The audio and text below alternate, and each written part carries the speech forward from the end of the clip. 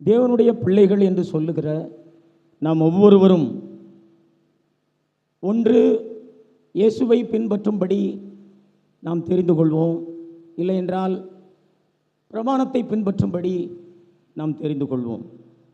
தேவன் விரும்புவதெல்லாம் நாம் இயேசுவை பின்பற்றும்படி தெரிந்து கொள்ள வேண்டும் என்பதுதான். நாம் இயேசுவை பின்பற்றும்படி தெரிந்து கொள்ளாத பட்சத்திலே பிரமாணத்தை பின்பற்றும்படி தேவன் நம்மை விட்டு விடுவார். ஆதாமை போல ஆதாம் ஜீவ விருட்சத்தை தெரிந்து கொள்ள வேண்டும் என்று சொல்லி தேவன் விரும்பினார். அவன் ஜீவ விருட்சத்தை தெரிந்து கொள்ள விருப்பம் இல்லாத பட்சத்திலே அவன் நன்மை தீமை அறியத்தக்க விருட்சத்தை தெரிந்து கொள்ளும்படி தேவன் விட்டுவிட்டார். நாம் தேவனுடைய விருப்பத்தை தெரிந்து கொள்ளாத பட்சத்தில் தேவன் நம்முடைய சொந்த விருப்பத்தை நாம் தெரிந்து கொள்ளும்படி தேவன் நம்மை விட்டு விடுவார். தேவன் விரும்புவதை நாம் தெரிந்து கொள்வதற்காக ஒருபோதும் அவர் நம்மை கட்டாயப்படுத்த மாட்டார். சுயாதீனமாய் தேவன் விரும்புவதை நாம் தெரிந்து கொள்ள வேண்டும். தேவன் மனிதனுக்கு சுயாதீனத்தை கொடுத்திருக்கிறார். தேவன் நம்மை கட்டாயப்படுத்தி அவருடைய விருப்பத்தை நாம் தெரிந்து கொள்ள செய்வதில்லை. தேவன் அன்புள்ளவர். தேவன் கட்டாயப்படுத்தி அவருடைய விருப்பத்தை தெரிந்து கொள்ள செய்வாரானால் அவர் அன்புள்ளவராக இருந்திட மாட்டார். ஆதாமை அவர் கட்டாயப்படுத்தல, அவர் நம்மையும் கட்டாயப்படுத்த மாட்டார். ஆதாமை அவர் விட்டுவிட்டார், அதே போல நம்மையும் அவர் விட்டு விடுவார். தேவனுடைய பிள்ளைகள் என்று சொல்லுகிற நாம் ஒவ்வொருவரும் இயேசுவை பின்பற்றும்படி நாம் தெரிந்து கொள்ள வேண்டும். இயேசு கலிலேயா கடலோரமாய் நடந்து போய் கொண்டிருந்தார். அப்பொழுது கடலில் மீன் பிடிக்கும்படி வலை போட்டு கொண்டிருந்தவர்களை தன்னை பின்பற்றும்படி அவர் சொன்னபொழுது அவர்கள் உடனே தங்களுடைய வலைகளை விட்டு அவருக்கு பின் சென்றார்கள். மத்தேயு 4வது அதிகாரத்தில் நாம் இதை வாசிக்க முடியும். மத்தேயு 4வது அதிகாரம் 18வது வசனம், 19வது வசனம், 20வது வசனம். இயேசு கலிலேயா கடலோரமாய் நடந்து போகையில் மீன் பிடிக்கிறவர்களாய் இருந்த 2 சகோதரராகிய பேதுரு எனப்பட்ட சீமோனும் அவன் சகோதரன் அந்திரேயாவும் கடலில் வலை போட்டு கொண்டிருக்கிற போது அவர்களை கண்டு, என் பின்னே வாருங்கள், உங்களை மனுஷரை பிடிக்கிறவர்களாக்குவேன் என்றார். உடனே அவர்கள் வலைகளை விட்டு அவருக்கு பின் சென்றார்கள். இயேசு தன்னை பின்பற்றும்படி அவர் கட்டாயம் பண்ணலை. என்னை பின்பற்றி வாங்கன்னு சொன்னார். அவர்கள் தங்களுடைய வலைகளை எல்லாம் விட்டு உடனே அவரை பின்பற்றினார்கள். இன்னும் ஆயத்துறையிலே உட்கார்ந்து கொண்டிருந்த மத்தேயு குறித்து நாம் வாசிக்கிறோம். இதே மத்தேயு 9வது அதிகாரம் 9வது வசனம். மத்தேயு 9வது அதிகாரம் 9வது வசனம். இயேசு அவ்விடம் விட்டு புறப்பட்டு போகையில் ஆயத்துறையில் உட்கார்ந்திருந்த மத்தேயு என்னும் ஒரு மனுஷனை கண்டு, எனக்கு பின் சென்று வா என்றார். அவன் எழுந்து அவருக்கு பின் சென்றான். இங்கேயும் மத்தேயு என்ற ஒரு மனுஷனை என்னை பின்பற்றி வா என்று சொல்லும் பொழுது உடனே அவரை பின்பற்றி போனான். அவர் தன்னை பின்பற்றும்படி ஒருவரை கூட அவர் கட்டாயப்படுத்தவில்லை. இன்னும் மார்க்கு 10வது அதிகாரம், இங்கே மிகுந்த ஆஸ்தியுள்ள ஒரு வாலிபனை குறித்து நாம் பார்க்கிறோம். 10:17 22 வசனம் வரைக்கும் நாம் வாசித்து பார்த்தால் இங்கே ஒரு மிகுந்த ஆஸ்தியுள்ள ஒரு வாலிபனை குறித்து நாம் பார்க்கிறோம். இந்த வாலிபனையும் பார்த்து ஆண்டவர் என்னை பின்பற்றி வா என்று சொன்னார். 21வது வசனத்தில் நான் வாசிக்கிறேன். இயேசு அவனை பார்த்து அவனிடத்தில் அன்பு கூர்ந்து, உன்னிடத்தில் ஒரு குறை உண்டு, நீ போய் உனக்கு உண்டானவைகளை எல்லாம் விற்று தரித்திரருக்கு கொடு, அப்பொழுது பரலோகத்திலே உனக்கு பொக்கிஷம் உண்டாயிருக்கும். பின்பு சிலுவையை எடுத்துக்கொண்டு என்னை பின்பற்றி வா என்றார். 22வது வசனம். அவன் மிகுந்த ஆஸ்தி உள்ளவனாய் இருந்தபடியினால் இந்த வார்த்தை கேட்டு மனமடிந்து துக்கத்தோடே போய்விட்டான். இங்கே மிகுந்த ஆஸ்தி உள்ள ஒரு வாலிபனை பார்த்து என்னை பின்பற்றி வா என்று சொன்னார். ஆனால் அவன் பின்பற்றவில்லை. ஆனால் ஆண்டவர் அவனை போய் கட்டாயம் பண்ணி நீ கண்டிப்பாக என்னை பின்பற்றி வர வேண்டும் என்று சொல்லி ஒருபோதும் அவர் அதை செய்யலை. அவர் விட்டுட்டார். என்னை பின்பற்றி வா என்று சொன்னார். அவன் பின்பற்றி வரவில்லை. அவனை ஒருபோதும் அவர் என்ன பண்ணல, கட்டாயம் பண்ணல. இயேசுவை நாம் பின்பற்றும்படி தெரிந்து கொள்வதற்கு தேவன் ஒருபோதும் நம்ம என்ன பண்ண மாட்டார், கட்டாயப்படுத்த மாட்டார். இன்னும் ஒரு வசனத்தை கூட நம்ம வாசிப்போம். மத்தேயு 8வது அதிகாரம் 21வது வசனம், 22வது வசனம், 23வது வசனம். அவருடைய சீஷர்களின் வேறொருவன் அவரை நோக்கி, ஆண்டவரே, முன்பு நான் போய் என் தகப்பனை அடக்கம் பண்ண எனக்கு உத்தரவு கொடுக்க வேண்டும் என்றான். அதற்கு இயேசு, மரித்தோர் தங்கள் மரித்தோரை அடக்கம் பண்ணட்டும், நீ என்னை பின்பற்றி வா என்றார். இங்கேயும் ஒரு மனுஷனை பார்த்து இயேசு என்னை பின்பற்றி வா என்று சொன்னார். அவன் சொன்னான், என்னுடைய தகப்பனை நான் அடக்கம் பண்ண வேண்டும் என்று சொல்லி அவனை விட்டு விட்டார். அவன் திரும்ப அவரை பின்பற்றினது போல எதுவுமே இதற்கு பிற்பாடு வசனங்கள் எதுவுமே இல்லை. அவன் இயேசுவை பின்பற்றி வரவில்லை. ஆகவே நாம் இயேசுவை பின்பற்றும்படி தெரிந்து கொள்வதற்கு தேவன் ஒருபோதும் நம்மை கட்டாயப்படுத்த மாட்டார். நாம் இயேசுவை பின்பற்றும்படி தெரிந்து கொள்ளாத பட்சத்தில் நாம் பிரமாணத்தை பின்பற்றும்படி தேவன் நம்மை என்ன பண்ணுவார், நம்மை விட்டு விடுவார். நாம் பிரமாணத்தை பின்பற்றுவது தேவனுடைய விருப்பம் அல்ல.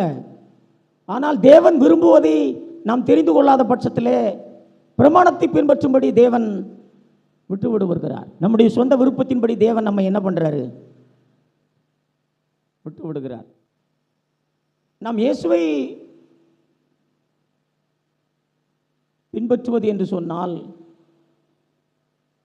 இயேசு சொன்னார், லூக்கா 9வது அதிகாரம் 23வது வசனம். பின்பு அவர் எல்லோரையும் நோக்கி, ஒருவன் என் பின்னே வர விரும்பினால் அவன் தன்னைத்தான் வெறுத்து தன் சிலுவையை அனுதினமும் எடுத்துக்கொண்டு என்னை பின்பற்ற கடவன். நாம் இயேசுவை பின்பற்ற வேண்டுமானால் நாம் ஏதோ ஒரு பெரிய வேதாகம கல்லூரிக்கு சென்று வேதத்தை எல்லாம் நன்கு படித்து வேத அறிவை நாம் பெற்றிருக்கிறவர்களாக நாம் இருக்க வேண்டிய அவசியம் இல்லை. நமக்கு எபிரேயு, கிரேக்கு, லத்தீன் இப்படிப்பட்ட மொழிகளிலே நாம் படித்து புலமை பெற்றவர்களாக இருக்க வேண்டிய அவசியம் இல்லை. இயேசுவை பின்பற்றுகிறேன் என்று சொன்னால் முதலாவது அவன் தன்னைத்தானே வெறுக்க வேண்டும். நம்முடைய மாம்சத்திலே எவ்விதமான நன்மையும் வாசமாய் இருப்பதில்லை. ஆகவே நம்முடைய மாம்சத்தை நாம் வெறுக்கணும். நம்முடைய மாம்சம் பூஜ்யமாக்கப்படணும். நாம் எப்பொழுதும் பூஜ்யத்திலேயே இருக்கணும். சிலுவை அனுதினமும் எடுப்பது என்று சொன்னால் அனுதினமும் நாம் எப்பொழுதும் பூஜ்யத்திலேயே நாம் இருக்கணும்.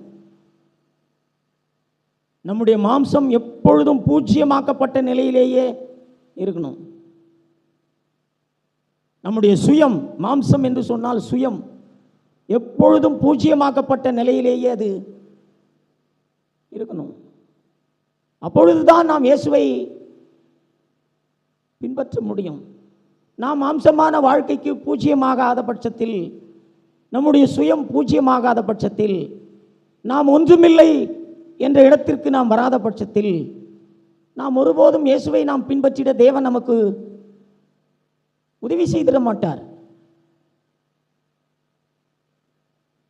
தாழ்மையாக இருப்பது என்று சொன்னால் என்ன? ஆதாம் தாழ்மையாக இருந்திருந்தால் சுயாதீனமாக ஜீவ விருட்சத்தை தெரிந்து கொள்ளும்படி தேவன் அவனுக்கு உதவி செய்திருக்க முடியும். அவன் தாழ்மையாக இல்லாத பட்சத்தில் அவன் தேவன் விரும்புவதை தெரிந்து கொள்ளாமல் தன்னுடைய விருப்பத்தை தெரிந்து கொள்ளும்படி தேவன் அவனை விட்டுவிட்டார். இயேசுவை பின்பற்றின ஒவ்வொருவரும் இயேசு என்னை பின்பற்றி வா என்று சொல்லும் பொழுது அவர்கள் தாழ்மையாக இருந்தபடியினாலே உடனே அவரை பின்பற்றினார்கள். ஆகவே நாம் தாழ்மையாக இருக்கும் பொழுது நாம் இயேசுவை பின்பற்றும்படி தேவன் நமக்கு உதவி செய்திருவார். இயேசுவை விசுவாசித்து அவரை ஏற்றுக்கொள்ளும் பொழுது நாம் தேவனுடைய பிள்ளைகளாகிறோம். யோவான் 1வது அதிகாரம் 12வது வசனம் தெளிவாய் சொல்லுகிறது.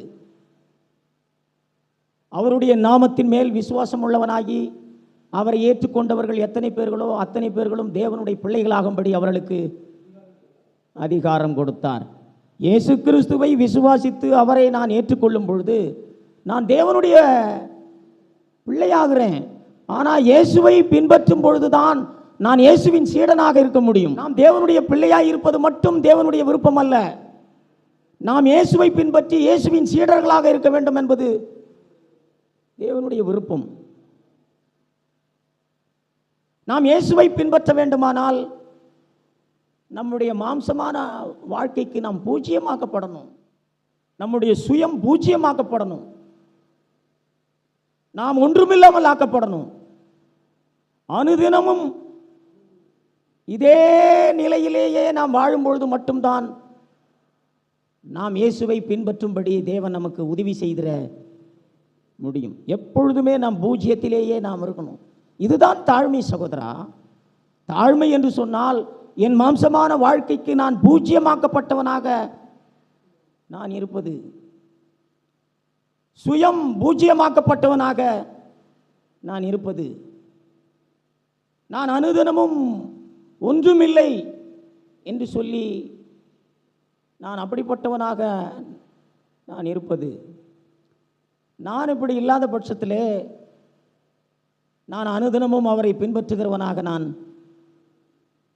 இருந்திட முடியாது. அநேகர் மாம்சமான வாழ்க்கைக்கு அவர்கள் பூஜ்யமாக விரும்பல, சுயத்திற்கு அவர்கள் பூஜ்யமாக விரும்பல.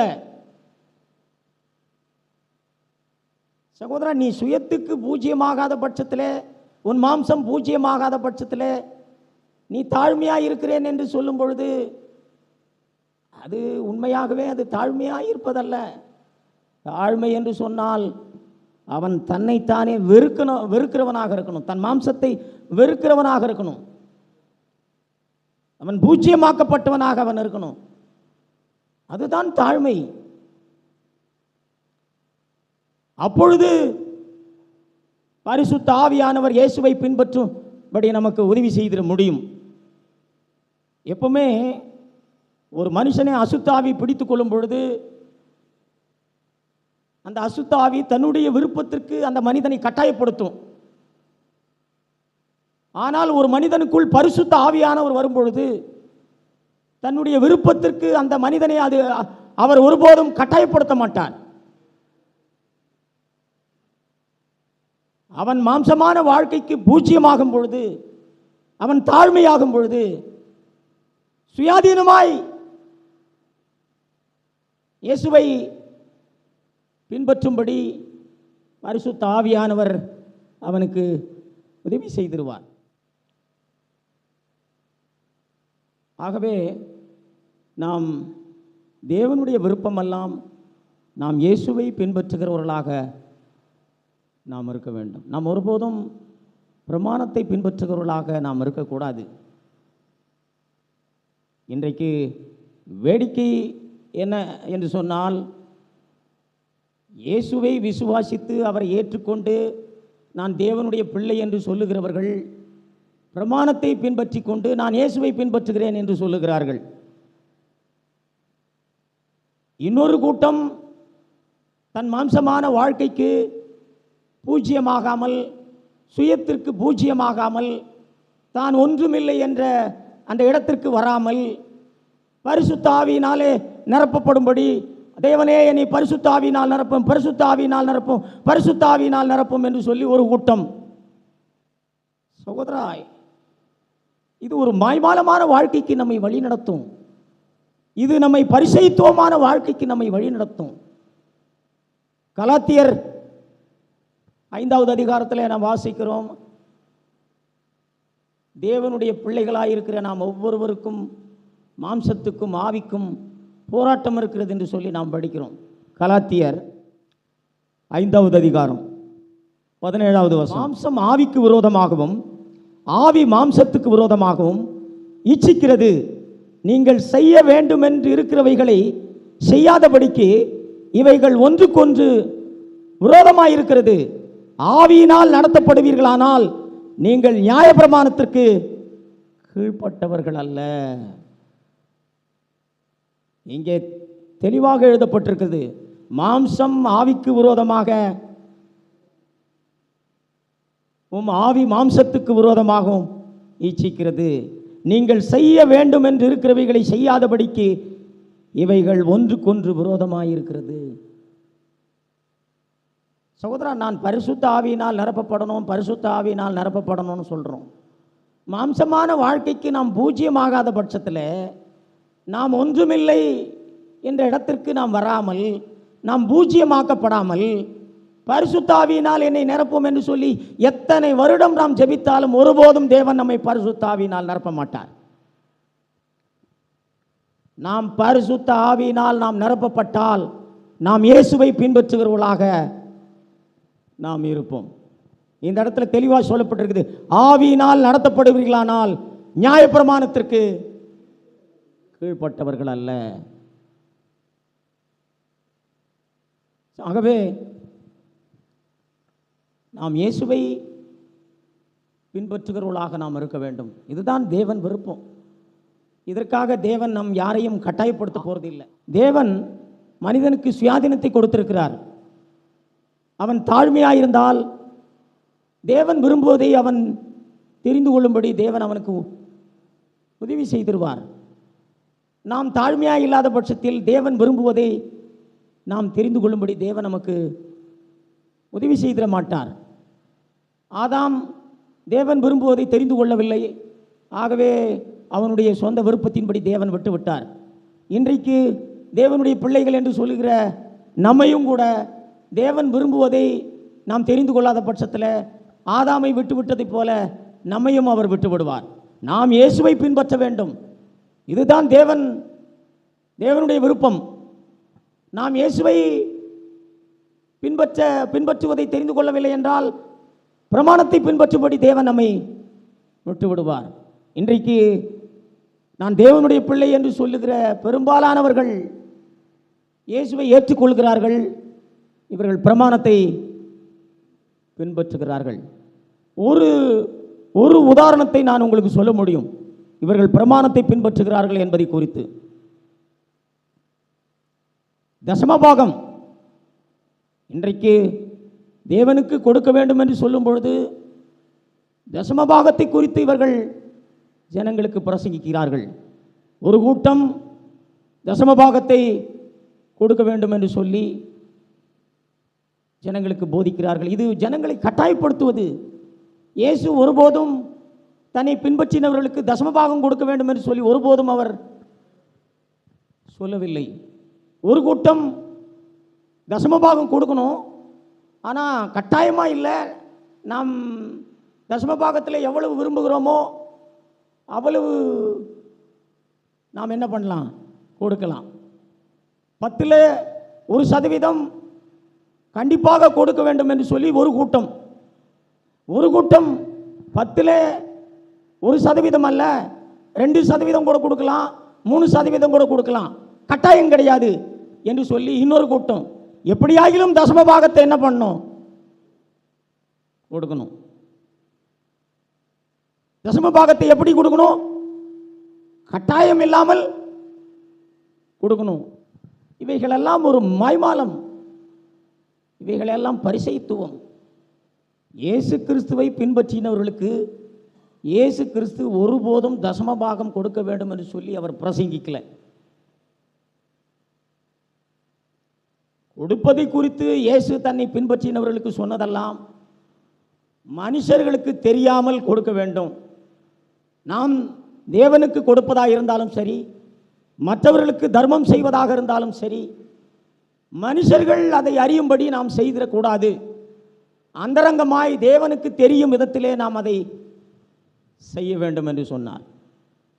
இன்னொரு வசனம், கட்டாயமாயும் அல்ல, விசனமாயும் அல்ல, உற்சாகமாய் கொடுக்கிற இடத்தில் தேவன் பிரியமாயிருக்கிறார் என்று சொன்னார். இதை தவிர கொடுப்பதை பற்றி இயேசு தன்னை பின்பற்றினவர்களுக்கு வேறு எதுவுமே அவர் பிரசங்கிக்கல.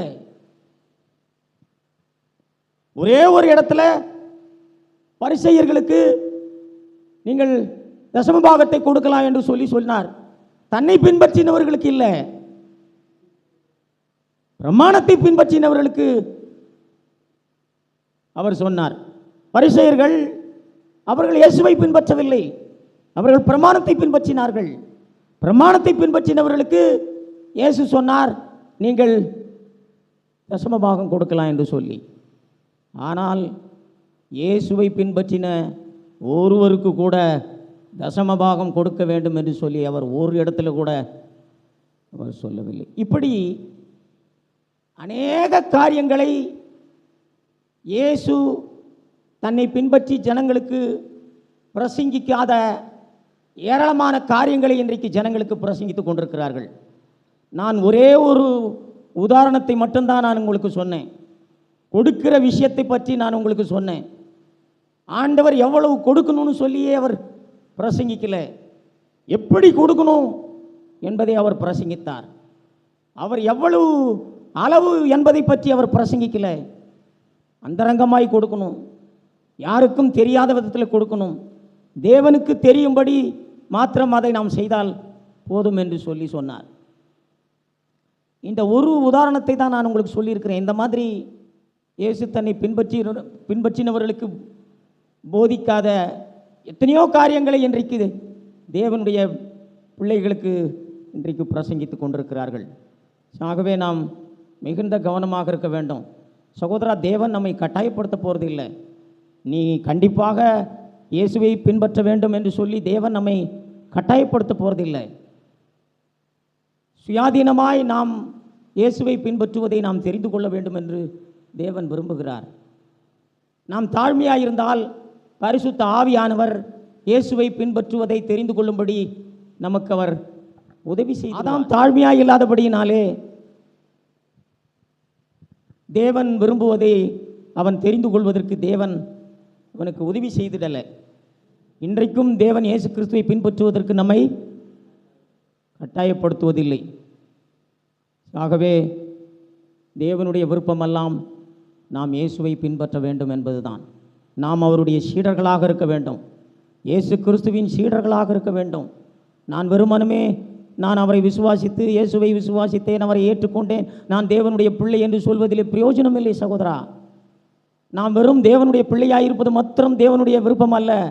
நாம் இயேசுவை பின்பற்றி இயேசுவின் சீடர்களாக நாம் இருக்க வேண்டும். அதற்காக தான் பரிசுத்த ஆவியானவரை தேவன் நமக்கு கொடுத்திருக்கிறார். பரிசுத்த ஆவியானவரை கொடுத்திருப்பதனுடைய நோக்கம் என்ன? நாம் வெறுமனமே அவருடைய பிள்ளையாயிருப்பதற்காக மாத்திரமல்ல, இயேசுவை பின்பற்றுவதை நாம் தெரிந்து கொள்ள வேண்டும், இயேசுவை பின்பற்றுகிறவர்களாக நாம் இருக்க வேண்டும். இதற்கு உதவி செய்யும்படியாக தான் பரிசுத்த ஆவியானவர் நமக்கு கொடுக்கப்பட்டிருக்கிறார். ஆகவே நாம் ஒவ்வொருவரும், நாம் தேவனுடைய பிள்ளைகள் என்று சொல்லுகிற ஒவ்வொருவரும் இயேசு கிறிஸ்துவை பின்பற்றுவதை நாம் தெரிந்து கொண்டு நாம் அவரை பின்பற்றுகிறவர்களாக நாம் இருக்க வேண்டும் சகோதரா. கர்த்தர் நம்மை ஆசீர்வதிப்பாராக. ஆமென்.